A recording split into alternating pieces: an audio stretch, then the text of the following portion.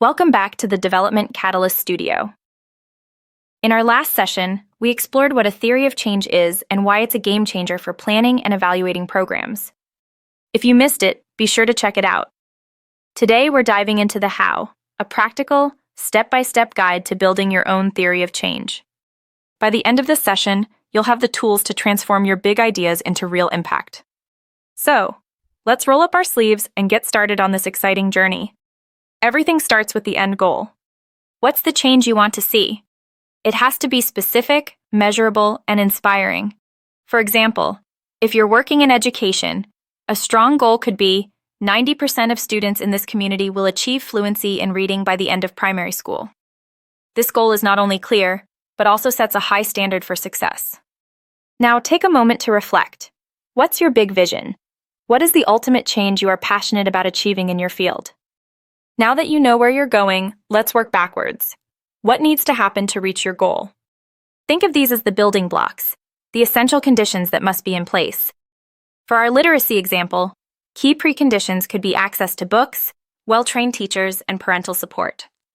Each of these elements sets the stage for success. Consider what critical steps are necessary in your project. What are the foundational elements that will support your journey towards achieving your ultimate goal? Now, let's connect the dots. A theory of change is more than just a wish list. It's a structured roadmap that links actions to impact. For our literacy project, it might look like this. Inputs include books, teacher training, and funding.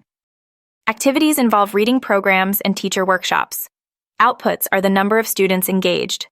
Outcomes reflect improved reading skills, and the ultimate impact is higher literacy rates. This is where your vision starts taking shape. How will you map out the pathway that leads from your inputs to the desired impact? Here's where we get critical. Every theory of change rests on assumptions. These are the if-then statements that connect each step. For example, if we provide books, will reading improve? Or do we also need teacher training? The only way to know is through data. Look at research, past experiences, and real-world evidence to validate your approach. Assumptions that aren't tested can lead to failure, so don't skip this step. Ensure your assumptions are grounded in evidence to build a robust and effective theory of change. Finally, bring it all together with a visual map. A well-designed theory of change is a powerful communication tool. It keeps teams aligned and ensures stakeholders see the logic behind your strategy. You can use tools to make it visually clear and easy to update. Think of it as your project's blueprint for change, guiding everyone involved towards the shared vision. And that's it. A simple, step-by-step guide to building a theory of change. Now, I want to hear from you.